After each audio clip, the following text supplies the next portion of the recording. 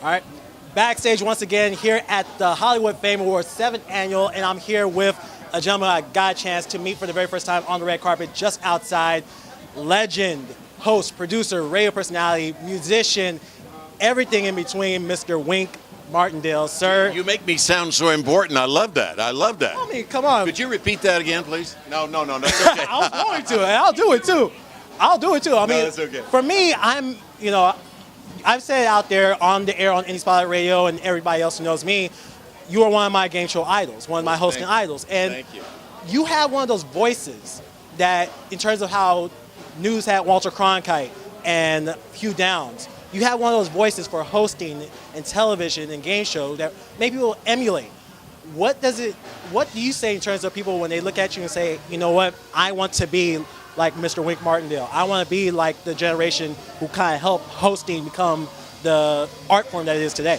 Well, I think that's a supreme compliment. The fact that somebody might want to emulate you, or be like you, or emulate your style. It was good for me because I always wanted to be in radio and television. First radio and then television. And the voice just happened to be there for me, so I was lucky in that regard. But I was raised in a Christian family, and my mom always taught me, and my dad did too, that if and when you ever become successful, or when you start to get a little notoriety, don't ever forget to give something back from whence you came. And again, that's what not only do I try to remember, but I always ask other people, future game show hosts, no matter who I'm talking to remember that along the way, because that's important.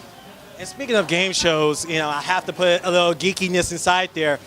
Amongst the tons of game shows that you've hosted and produced, from Bumper Stumpers in Canada. If many people don't know about that one. Love that show.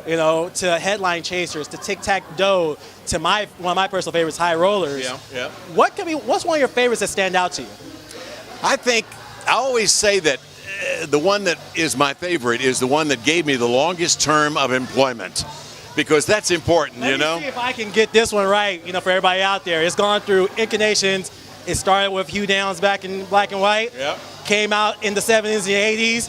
Came back in the 90s for a little bit. It has a little dragon in there. Yeah. Play a little Tic-Tac-Dough. Am I right? You got it. You got the tic-tac, you get the dough. Absolutely. Yeah. Yep. But that's the one that I like better than I think any other show, because it gave me the longest term of employment.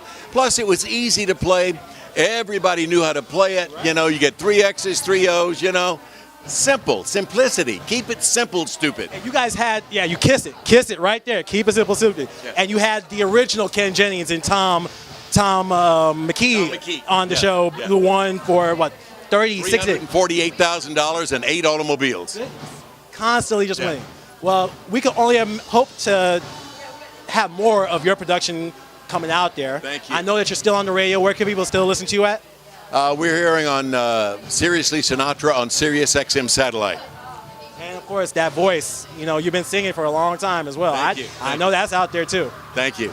Mr. Wink Martindale, everybody. My honor and pleasure to meet him right here. He's going to get running out to Beverly Hills. I gotta say a quick hello to Miss Sandy. They have to go. Thank you very much, Mr. Martindale. Appreciate it.